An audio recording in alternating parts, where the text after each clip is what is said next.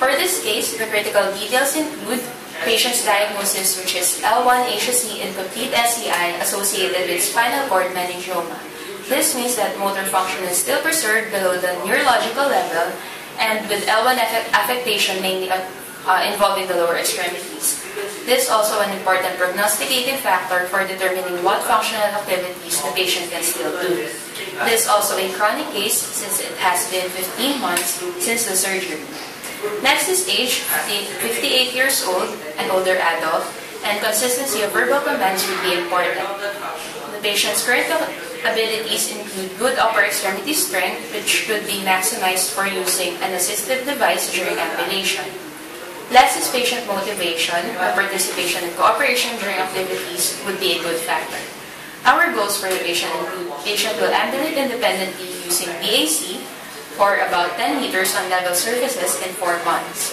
Patient will assume standing from short sitting with support on lower leg and pelvis in 2 months. For therapeutic goals, to strengthen lower extremity muscles and improve muscular endurance of the lower extremity muscles. To achieve these goals, we will use PNF and BOPAC. PNF can address strengthening and improvement of muscle endurance, and its diagonal patterns simulate movements during functional activities. However, PNF can be very tiring for the patient and it requires good coordination for both the patient and the therapist. The BOPAC approach can help the patient to achieve better alignment and strength in weak muscles, and it also encourages weight bearing on the affected limb. However, it can be tiring for the therapist and techniques are somehow limited when functional level is high. In this case, we will use both approaches since these can address the impairments and are also effective in initial training of functional activities.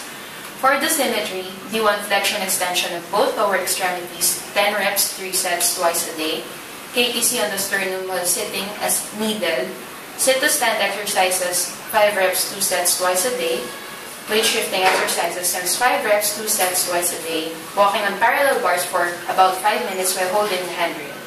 As progression, we could increase the repetitions of the exercises, and for sit-to-stand exercises, we could progress by lowering the height of the chair. For standing activities, we could do it one side at a time, the right first and then the left, and ultimately, we would teach patient to use BAC for ambulation. Stop. Diyan ngayon, ang gagawin natin is magkakaroon tayo ng training sa iyo para mas maturuan na kita tayo mo and sa paglakad mo sa mga susunod nating sessions.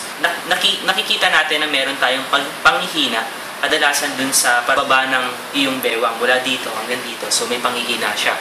So kailangan nating palakasin ito. So lalagyan natin mamaya gagawa ako ng tinatawag natin na PNF exercise na ang tawag dito is repeated contractions.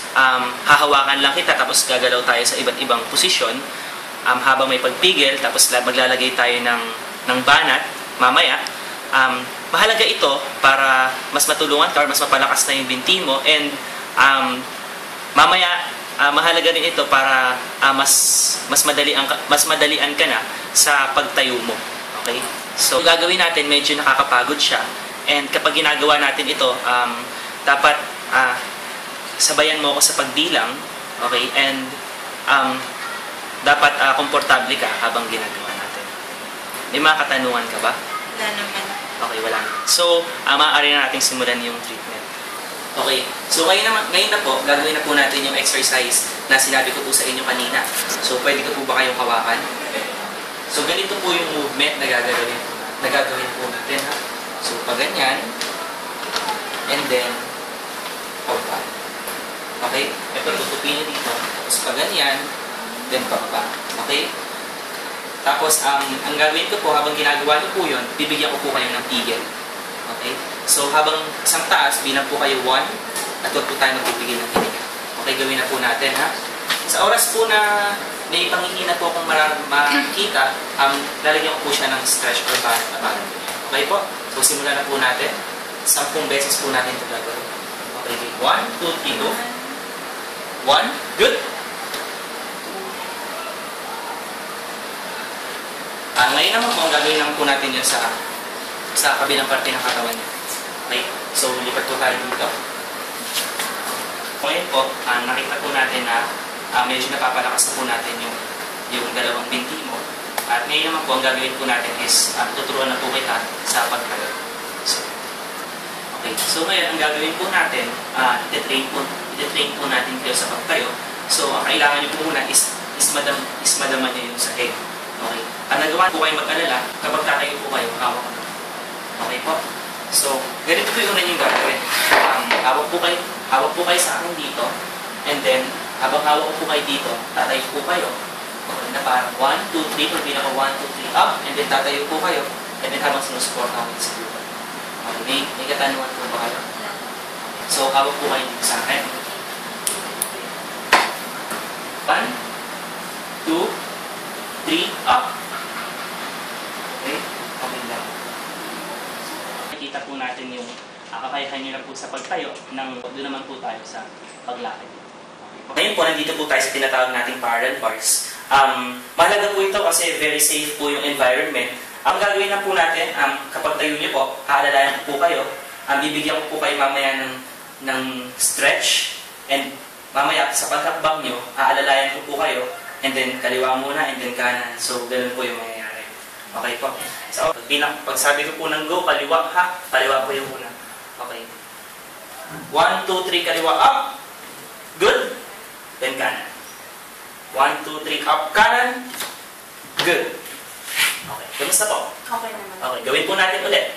So, ayun po, nakikita po natin na mas natututo na po kayong maglakad na mag-isa. Kahit po may hawak po dito. Okay. So, nakita po natin na kaya nyo na po maglakad nang may tulong po na may tulong po at may hawak po dito.